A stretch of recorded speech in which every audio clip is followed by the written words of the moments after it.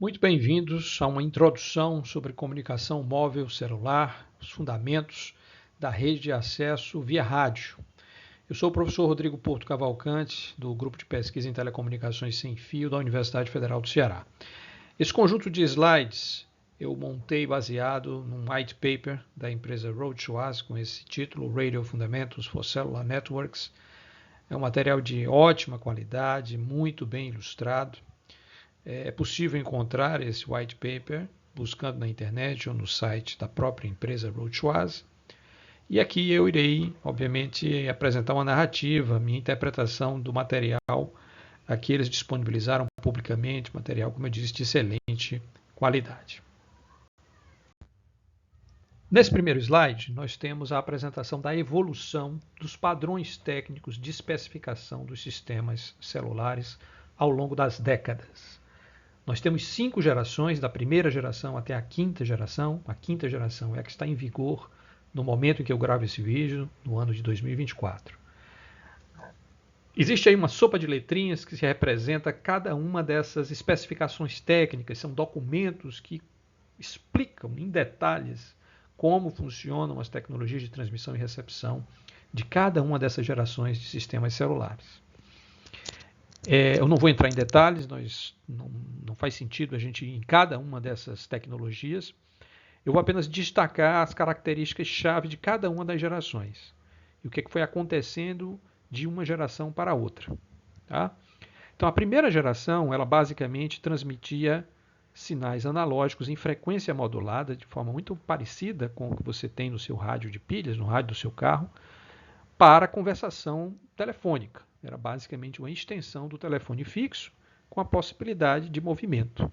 Então, o único serviço disponível na primeira geração era a chamada de voz convencional entre duas pessoas.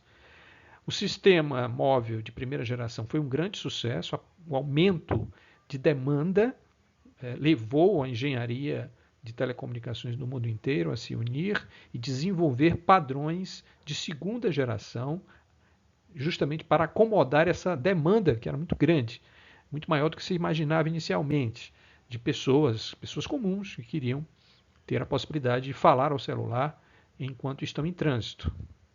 E aí surge, no início dos anos 1990, os sistemas de segunda geração que já digitalizam a voz, não mais voz analógica, mas uma voz digitalizada, o que permitiu justamente aumentar a capacidade desses sistemas e acomodar essa demanda. Detalhe, durante essa década, então, de 1990 a 2000, quando são lançados e se consolidam esses sistemas de segunda geração, surge o segundo serviço de comunicação móvel, que é o serviço de mensagem de textos, mensagens curtas de texto, o chamado SMS. Também foi um grande sucesso, muito bem recebido. E criou-se ali a cultura, nos anos 1990, então, de se comunicar também por mensagens curtas de texto usando aparelhos móveis. Né? No fim dessa década de 1990, a internet já era uma realidade, também se popularizando muito rapidamente, e então concebe-se uma geração que passou a ser uma geração, de certa forma, de transição, a terceira geração, que tinha capacidade de trânsito de dados.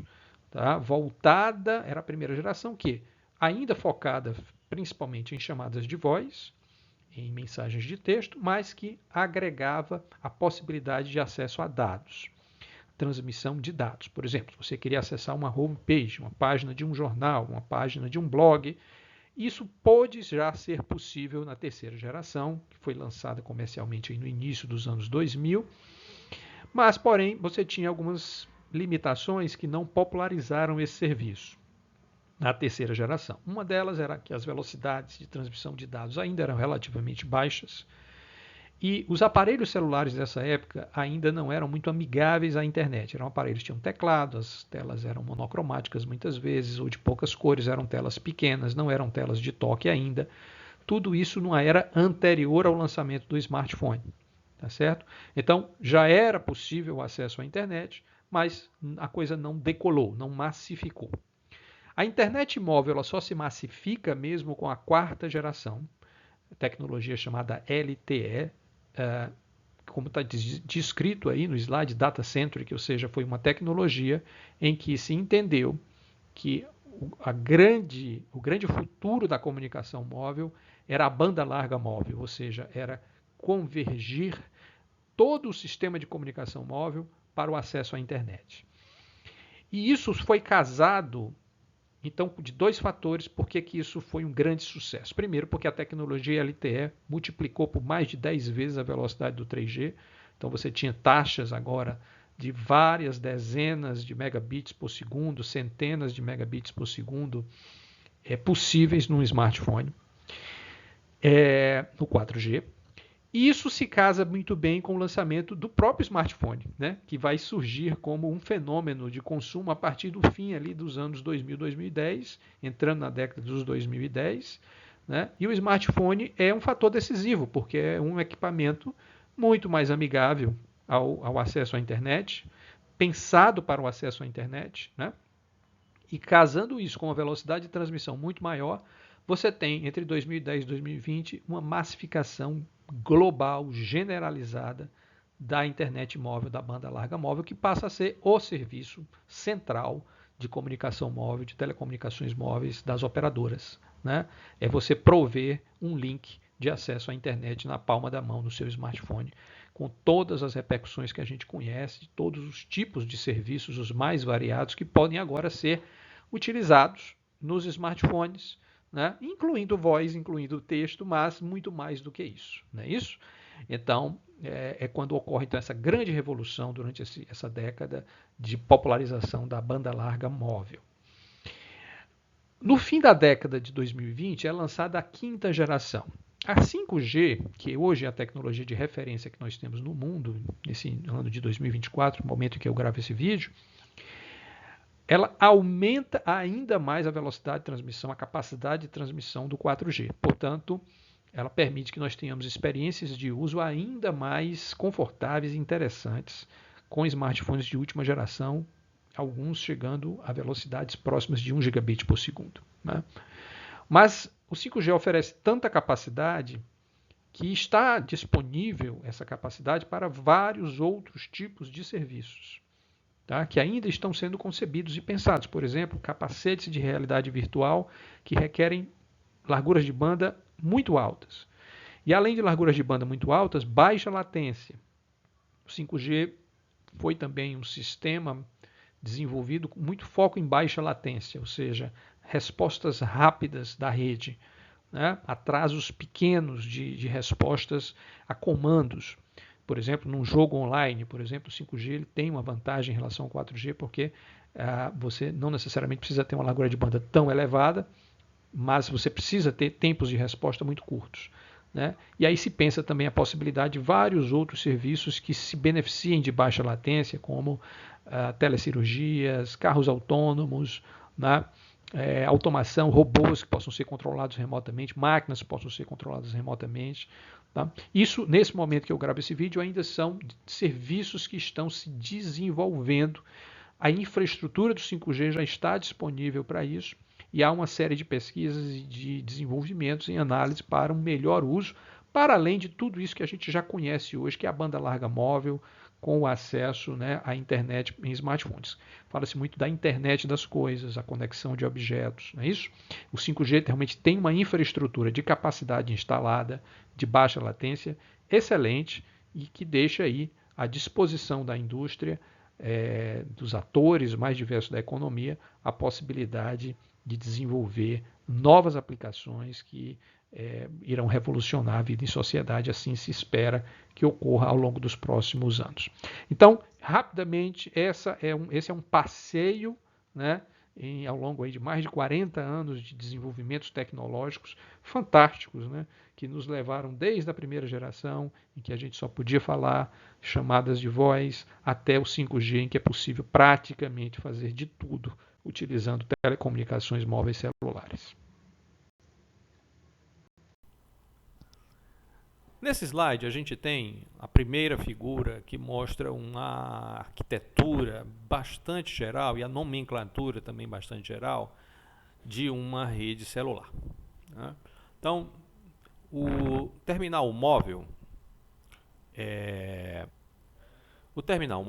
aqui, né, é o elemento dessa cadeia mais conhecido, mais popular, pois está na mão das pessoas, né? Então é o mobile device, também chamado user equipment, tá certo? O outro elemento que está muito visível, que as pessoas, vocês aí, estudantes, prestarem um pouquinho mais de atenção, são as estações básicas, são essas antenas que estão disponíveis na cidade, né, e que vão fazer a comunicação mais imediata entre o mobile device e a base station. Aqui essa é a comunicação por rádio, é o que a gente chama de comunicação móvel propriamente dita entre esses dois elementos aqui, né? Tá certo?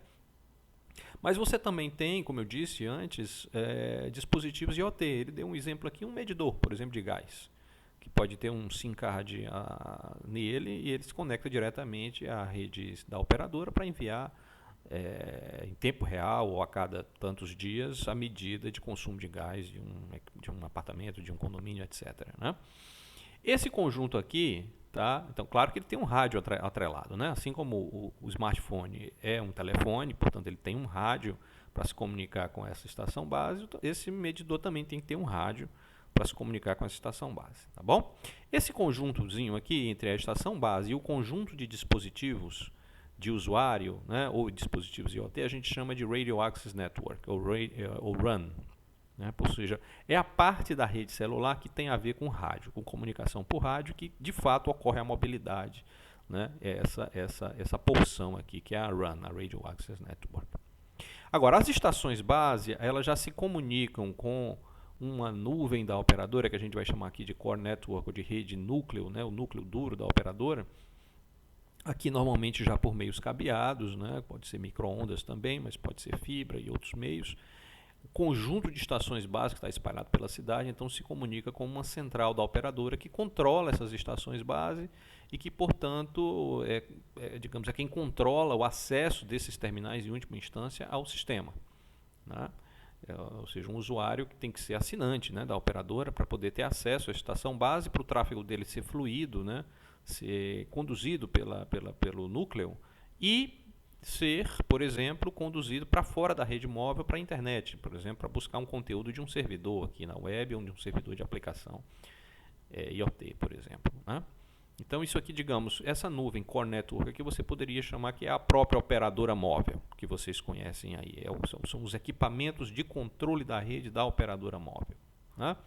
Que se comunica com outras redes, com a internet. Né?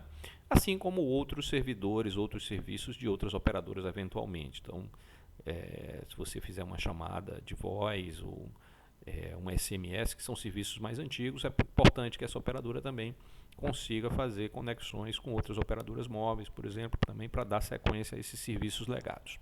É o que ele chama aqui de Services Network. Né? Então, observe que tem uma divisão bem clara, a Radio Access Network, esse primeiro quadrante aqui é a parte que lida com rádio, e o restante seria mais de rede fixa, né? Envolvendo fibra e outros componentes, e a própria internet com toda a sua envergadura, a sua extensão e a sua escalabilidade. Aqui está mostrando alguns tipos de informação e como essas informações se espalham, se difundem numa rede móvel. Né? Então, ele dá aqui como, por exemplo, nesse eixo cinza aqui, ele liga o terminal móvel diretamente, é modo de dizer, né? Através de vários passos, ele vai chegar em algum momento num servidor web em que tem o conteúdo de interesse desse terminal móvel aqui, seja um vídeo, por exemplo. Né? Então, essa conexão entre o terminal móvel e o servidor web, obviamente que é intermediada por uma série de passos que passa pela estação base, passa pelo core e passa pela internet. Né? Ok? Serviços legados, como por exemplo voz e SMS, como eu disse antes, passam pelo core e vão para um servidor específico que lida com esses serviços legados. Certo? Que ele não precisa ir para a internet, né? Porque não são solicitações de internet, né? São solicitações de conexão com serviços legados de outras operadoras fixas ou móveis, por exemplo. Aqui no verde nós temos, por exemplo, sinalização. O que é sinalização? Para que a rede móvel funcione bem, é preciso que esses atores, a estação base e o core, estejam coordenados com o próprio terminal móvel. Né? Então eles precisam trocar informações que seriam informações de protocolos de controle. Né? por exemplo, esse terminal ele se movimenta, não é isso? Então tem uma hora que ele vai, por exemplo, mudar de estação rádio base. Ele estava próximo dessa, ele se movimenta numa outra direção, ele precisa se conectar a outra estação base que esteja servindo com um sinal mais forte. Essa situação precisa ser controlada. Os entes aqui precisam ser avisados. Por exemplo, esse core aqui precisa ser avisado que ele está mudando de estação base. Porque da próxima vez que o core precisar se conectar com esse terminal, eles sabem qual estação base esse terminal encontra-se encontra-se conectado. Tá certo? Isso é um exemplo de uma sinalização. Né? E existem sinalizações mais curtas aqui, ó, ele está colocando L1, L2, né? Que estão, o handover, por exemplo, que estão mais próximas só entre o terminal móvel e a estação base. São coisas que precisam ser trocadas, por exemplo, a potência de transmissão do terminal móvel ou da estação base. É uma coisa que diz respeito só a eles dois aqui, para manter o link de rádio forte e estável. Então tem algumas sinalizações, também são sinalizações, não são dados de tráfego do usuário, que podem ficar restritas a só esse enlace de rádio, entre a base e o terminal móvel. Só interessa a eles dois trocar essas informações de controle, enquanto que outras, como eu disse há pouco, interessa que sejam também informadas ao Core Network, para que ele, por exemplo, acompanhe a mobilidade desse terminal aqui dentro da sua rede. Tá certo? Então, é importante, em resumo, distinguir o que a gente chama de plano de usuário, é tudo aquilo que envolve o tráfego de dados úteis do usuário. Então, esse canal cinza aqui, que passa por várias etapas, ele é plano de usuário no sentido de que são dados úteis do usuário, é o seu vídeo, é a sua página web que você está requisitando. Então, esses dados são os dados úteis e que são os dados que o seu usuário, você como usuário, está demandando. Existe todo um outro conjunto de tráfego de informações, de controle e sinalização, que não aparece para o usuário, mas que é necessário para manter a rede funcionando.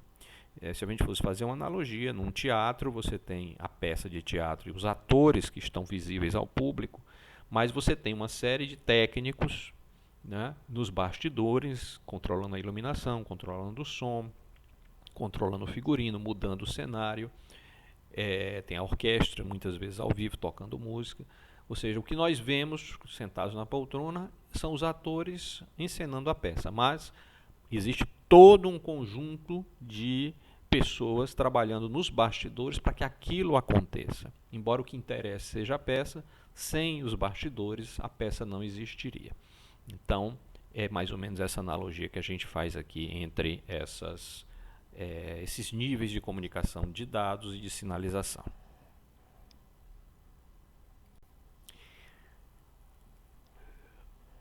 Um conceito que é importante a gente entender em comunicação móvel é o conceito de duplexação. Tá? E aqui eu vou falar dos dois tipos mais comuns, os dois primeiros. Basicamente, a duplexação habilita que haja transmissão e recepção simultâneas. Então, quando você está falando com uma pessoa numa chamada telefônica, seja uma chamada convencional ou mesmo numa chamada IP, né, por protocolo internet, você sabe que há uma comunicação simultânea. Você fala, escuta e fala, as vozes podem se sobrepor, né? Por quê? Porque existe, o sistema habilita a comunicação simultânea, ele transmite e recebe ao mesmo tempo. Para que isso ocorra, é preciso separar o tráfego que sai do seu celular e que vai para a rede, portanto, o tráfego de transmissão, daquele de recepção, ou seja, por exemplo, a outra pessoa que você está falando também envia, né, a voz digitalizada para você. Então, é preciso separar esses dois tráfegos, né?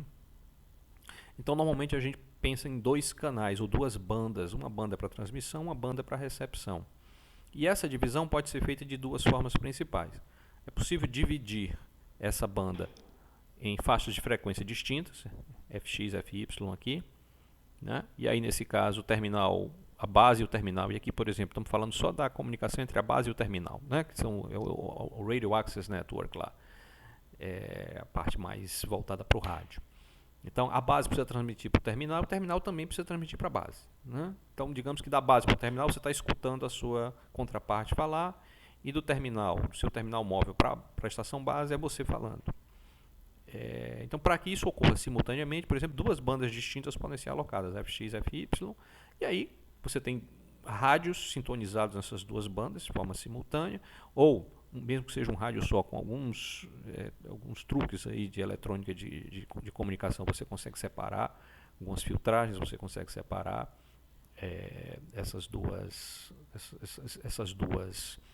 esses dois streams, né, de dados, mas fundamentalmente em duas bandas diferentes, né? É uma solução trivial, né? Na hora que você separa em duas bandas, você pode falar ao mesmo tempo e receber ao mesmo tempo também, já que há uma independência de banda de transmissão e de recepção. Já uma segunda opção seria você manter a transmissão na mesma banda, mas alternar instantes de tempo diferentes, né? Transmite, recebe. Se isso for feito de uma forma muito rápida, a voz humana, por exemplo, não precisa de uma taxa de amostragem tão elevada, é possível perfeitamente você não perceber que está havendo um chaveamento temporal. Tá certo? Funciona também de forma muito perfeita, que é o que a gente chama de Time Division Duplex, né? Ou seja, o TDD, uma divisão por tempo. Para dados, por exemplo, isso seria menos problemático. Você está pedindo uma página da web, por exemplo, você pede a página no T3, por exemplo, aqui, da figura, né? E no T4, que não está mostrado aqui, você recebe a página, por exemplo. Seria bem tranquilo, né, para o TDD. Mas mesmo para serviços de voz, por exemplo, é perfeitamente possível. Tá certo? Há uma distinção aqui importante entre o FDD e o TDD. O FDD ele vai precisar, portanto, de um tipo de filtragem para separar nas bandas de frequência, né? Ou de dois rádios, que sai mais caro, né? Um rádio sintonizado numa frequência e um outro rádio sintonizado em outra frequência. E, por outro lado, o TDD ele não precisaria nem desse filtro, nem desse rádio adicional. Porém, ele precisa de um sincronismo muito mais fino, né? Porque são instantes de tempo muito bem definidos em que cada parte vai se manifestar. Portanto, prós e contras, mas na prática o FDD ainda é mais comum, até o 4G. O 5G, o sistema já foi desenhado para trabalhar com um ou com o outro indistintamente, questão de implementação e de opções, de maneira que o efeito prático das duas técnicas de duplexação é semelhante. Há algumas vantagens e desvantagens, como eu coloquei aqui, mais do ponto de vista de implementação, tá certo? Mas o fundamental é entender que há essa distinção e que a duplexação é a técnica que permite a comunicação simultânea, tanto de transmissão como de recepção. Vale ressaltar também que a gente tem uma terminologia própria para chamar o enlace de rádio que vai da estação base para o terminal móvel, a gente chama de enlace de descida ou downlink, ou às vezes também ainda se chama de enlace direto. Já o terminal, quando a comunicação é do terminal para a base, a gente chama de enlace de subida ou uplink, ou também existe uma outra terminologia menos usada chamada de enlace reverso. Ok?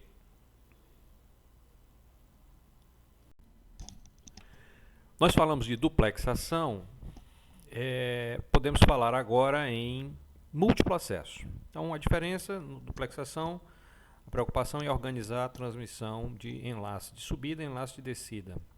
Comunicação da estação base para o terminal móvel, do terminal móvel para a estação base, de maneira que essa comunicação ocorra simultaneamente, né? Múltiplo acesso vai lidar então com múltiplos usuários, ou múltiplos terminais, diferentes terminais, né? Então, como você está vendo na figura aí, os terminais 1, 2 e 3 são diferentes usuários. Eles precisam ter acesso aos recursos de espectro do sistema, aos canais, por exemplo. Cada um para fazer a sua transmissão. Por exemplo, aqui na parte de cima da figura, 3 enlaces de descida, né? 3 enlaces no downlink, cada um numa faixa de frequência diferente. Isso é o que a gente chama de Frequency Division Multiple Access, é o múltiplo acesso por divisão de frequência, ou FDMA, certo? Então, diferentes canais. Esse é um modo mais tradicional de se fazer a divisão do espectro em faixas de frequência diferentes. Cada faixa de frequência a gente pode chamar de um canal, e cada canal é atribuído a um terminal, por exemplo, né? É uma forma clássica de se fazer essa distinção. Na prática, obviamente, que é bem mais sofisticado que isso. Existem várias formas de você fazer essa subdivisão de maneira bem microscópica, em bandas de frequência bem estreitas, e mesmo a possibilidade de misturar vários usuários que de forma alternada ou de forma organizada compartilham a mesma banda de frequência. Isso vai ser aprofundado oportunamente, mas de uma maneira geral a gente pode entender que cada conexão teria uma faixa de frequência diferente. Essas faixas, portanto, elas não interferem entre si e elas podem então ser transmitidas simultaneamente, cada usuário então com a sua faixa de frequência de transmissão.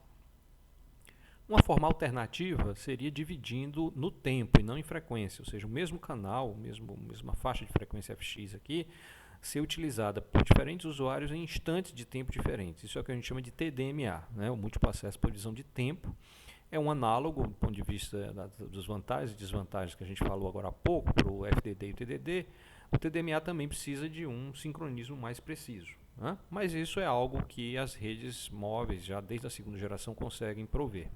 Tá certo? Então, na prática, a maioria das tecnologias de quarta geração em diante usam alguma combinação de FDMA, ou no caso especial, que é o ortogonal FDMA, com também divisão de tempo, né? Então você consegue fazer uma divisão dos recursos do sistema celular em um plano que é num eixo tempo, no outro eixo frequência. Tá? Mas do ponto de vista didático, a gente poderia começar com essa interpretação. Você ou divide as faixas de frequência para acesso, diferentes usuários em diferentes faixas de frequência, portanto eles podem usar ao mesmo tempo o canal em diferentes faixas de frequência, ou o contrário, a mesma faixa de frequência sendo utilizada em instantes diferentes de tempo. De uma forma ou de outra, a gente pode dizer que as transmissões dos três usuários mostrados aqui na figura, elas estão ortogonalizadas, ou seja, elas não interferem entre si, ou elas ocorrem em faixas de frequência diferentes, ou elas ocorrem em tempos, instantes de tempo diferentes. Uma terceira forma que foi muito popular nos sistemas de terceira geração, os sistemas 3G que ainda estão em operação, é o Code Division Multiple Access, ou CDMA. Então, no CDMA, não há divisão nem de faixa de frequência, nem de instante de tempo. É feito um bloco de faixa de frequência que é disponibilizado, que pode ser utilizado por todo o tempo, por todos os usuários. No entanto, o sistema precisa prover para cada usuário um código específico, diferente e potencialmente, preferencialmente ortogonal, um código ortogonal, um vetor ortogonal, a gente podia pensar assim, diferente para cada usuário.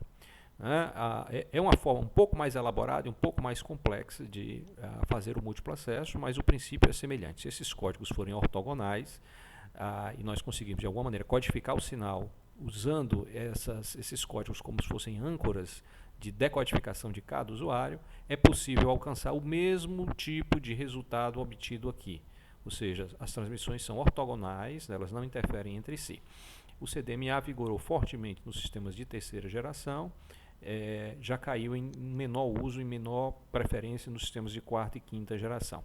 As razões para essas diferenças de preferência a gente pode estudar oportunamente com mais detalhes, mas se implementados corretamente, em condições ideais, esses três modos de múltiplo acesso eles são equivalentes. Tá? Vão aparecer diferenças de implementação, de flexibilidade de uso, mas do ponto de vista teórico eles não têm distinção, todos eles permitem que várias transmissões ocorram simultaneamente ou utilizando recursos ortogonais no tempo, na frequência, ou criando códigos ortogonais, eles vão resultar na possibilidade de vários usuários compartilharem, conviverem, portanto terem múltiplos acessos aos recursos de espectro do sistema sem interferência.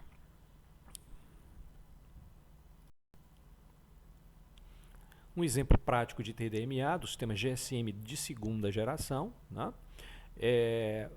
O GSM então ele cria um quadro chamado um quadro de 4,615 milissegundos. Então você vê que é um sistema que provê um relógio extremamente preciso, né? Nós estamos falando aqui da ordem de microsegundos aqui, né? Muito preciso, né? Dentro desse quadro você tem 8 slots. Cada slot pode ser um usuário diferente. Então é a vez do usuário 1, seguido da vez do usuário 2. Então esses slots têm aí uma fração aí de alguns milissegundos, né? Na verdade são 577 microsegundos cada slot, melhor dizendo, né? E eles precisam ser precisos, né? O usuário 1 precisa saber exatamente o momento em que ele transmite, inicia a transmissão, termina a transmissão, para que o usuário 2, por exemplo, faça a sua transmissão. Isso no enlace de descida na estação rádio base é mais simples, porque a estação rádio base é o ponto de transmissão dos 8 slots, né, dos 8 usuários. No uplink, em que os usuários estão separados e distribuídos no espaço, obviamente é um desafio maior essa sincronização, mas isso precisa ser feito de uma maneira ou de outra para que cada usuário saiba exatamente o momento certo de transmitir. Eles precisam ter um relógio comum, uma sincronização, né? Mas isso já é algo empregado já desde os sistemas de segunda geração e, portanto, o TDMA é uma solução de múltiplo acesso bastante tradicional e bastante disponível. Vale observar que nós poderíamos aqui, ao invés de ter 8 usuários, se você estivesse, por exemplo, trabalhando com dados, né, você aumentar o número de slots, ter 4 slots para um único usuário aqui, por exemplo. Esse foi o princípio utilizado lá no GPRS, na segunda geração. Né, para aumentar um pouco a taxa de transmissão, eles agregavam vários slots para um único usuário transmitir dados e não voz. Aqui os 8 usuários aqui estão sendo pensados principalmente para transmissão de voz, né, que seria um slot seria suficiente para transmitir a taxa de transmissão de voz digital, que não é muito alta. Mas se você quisesse aumentar a largura de banda de um usuário, você podia juntar vários slots de um único quadro, ou até os 8, se fosse o caso, né, e entregar para um único usuário. Então você multiplicava a taxa dele e permitia, portanto, uma taxa um pouco maior, na época do GPRS, né. Isso mostra um pouco também como o TDMA tem uma certa flexibilidade para aumentar ou diminuir a largura de banda de um usuário específico, se você aumenta ou diminui a agregação de slots para aquele usuário. Né? Vale ressaltar que tudo isso ocorre numa banda, num único canal de 200 kHz de largura de banda. Existem vários canais de 200 kHz, então cada canal de 200 kHz suporta até 8 usuários de voz simultaneamente. E dessa forma você tem um aumento de capacidade substancial do sistema GSM, que é um sistema de segunda geração, pela digitalização da voz em relação aos sistemas de primeira geração analógicos, que não era possível fazer esse tipo de múltiplo acesso, né, colocando vários usuários no mesmo canal. O que é melhor, TDMA ou CDMA? Esse quadrinho, ele nos lembra primeiro a equação de Shannon, de capacidade, uma equação que é interessante para a gente sempre lembrar em termos assim dos parâmetros limítrofes de um sistema de comunicação. A banda é um fator essencial, então a capacidade de um canal aumenta linearmente com a banda, mas também aumenta com a razão sinal-ruído, né? Potência média de sinal recebido sobre potência do ruído no receptor. Só que o aumento é logarítmico, né? No caso da relação sinal-ruído, a capacidade aumenta de forma um pouco mais lenta e mais gradual com a razão sinal-ruído. Então você tem essas duas opções, você aumenta a largura de banda ou aumenta a razão sinal-ruído. Isso vai dar diferentes taxas de aumento de capacidade, né? Essa expressão não depende, como eu tinha dito antes, se é CDMA, se é TDMA. De fato, do ponto de vista teórico, essas técnicas de múltiplo acesso não fazem diferença na capacidade. Como diz aqui no texto, a capacidade, as diferenças vão aparecer muito em relação a questões práticas, questões de como o sistema é implantado, como é que a interferência é gerenciada, etc. Tá certo? Um amplificador de potência, se ele tem maior ou menor linearidade, coisas do tipo. Mas do ponto de vista teórico, ali, digamos, se você voltar lá naquele slide do múltiplo acesso, basta você pensar como é que nós vamos cortar o bolo. As fatias são horizontais, são verticais. O bolo é o espectro, que você tem que dividir fatias para os usuários, né? Você vai cortar as fatias de um jeito ou de outro, o tamanho do bolo não muda. O que vai mudar é se você quer dar um pedaço maior ou menor para um ou para outro usuário, mas isso é a escolha sua, não o fato de cortar no tempo, na frequência ou no código. Isso efetivamente não altera essencialmente a capacidade total, que seria o tamanho do bolo e o número de pessoas que podem comer aquele bolo, vai depender do tamanho das fatias que você cortar. Portanto, é uma analogia simples apenas para mostrar que o múltiplo acesso é apenas uma maneira de você dividir um recurso que já está pré-definido, tá certo? Que é o espectro eletromagnético que foi disponibilizado para uma operadora específica. E eu falando de espectro, né, para a gente ter uma ideia mais concreta do que é espectro, faixas de frequência que são definidas pelos países, pelas agências reguladoras, pelos organismos internacionais, né, e que são disponibilizadas para as operadoras móveis. Aqui tem alguns exemplos. Por exemplo, faixas de frequências mais baixas, como essa faixa de frequência chamada GSM 900, que trabalha com duplexação FDD, e tem aqui vai 880 a 915 MHz no uplink, e 925 a 960 no downlink, né? Por exemplo. E aí você vai subindo, né? Faixa de frequências, por exemplo, as faixas de frequência de 4G, por exemplo. Aqui no Brasil, por exemplo, é muito utilizada essa banda em torno de 2.600 MHz, né? Ou 2.6 GHz, né? Tem bandas bem mais altas, que a gente chama de millimeter wave, por exemplo, aqui na faixa de 28 GHz, de 38 GHz, né? O que é que vai diferenciar uma banda da outra? Nós vamos ter que estudar isso em mais profundidade. As diferentes bandas de frequência elas têm diferentes propriedades físicas para as ondas eletromagnéticas. Uma delas, bem óbvia, é que frequências mais altas impõem atenuações mais elevadas da onda. Então, isso significa que o alcance de distância de uma onda eletromagnética para uma dada potência de transmissão e ganho de antena, etc., fixo, ela diminui com o aumento da frequência. Por outro lado, você tem disponibilidade de larguras de banda maiores em altas frequências, né? E, portanto, se você consegue estabelecer o enlace de rádio em alta frequência, você tem um potencial também de mais alta capacidade. Como, tanto é que você observa aqui que essas bandas millimeter wave em 28 e 38 GHz, elas já são para 5G, por exemplo, né? Então, isso é um estudo que tem um pouco mais a ver com questões de propagação, que nós aprofundamos no curso de comunicação móvel. Para o momento é importante saber que existem diferentes bandas, elas têm diferentes propriedades.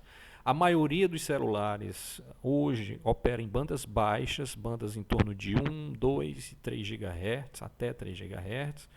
Né? Os sistemas 5G estão subindo, essas bandas continuarão operando em bandas baixas, mas irão subir para bandas em millimeter wave como forma também de aumentar a capacidade dos links de 5G. Há trade-offs aí, então trocas, como eu falei, né? Algumas bandas de 5G elas vão, portanto, ter maior atenuação. Significa que nós teremos que estar mais próximos das antenas para usar o 5G. Porém, nós teremos alta capacidade. Tem algumas trocas que são feitas aí que são muito comuns na engenharia e essa é uma delas, mas isso tudo será aprofundado no curso de comunicações móveis.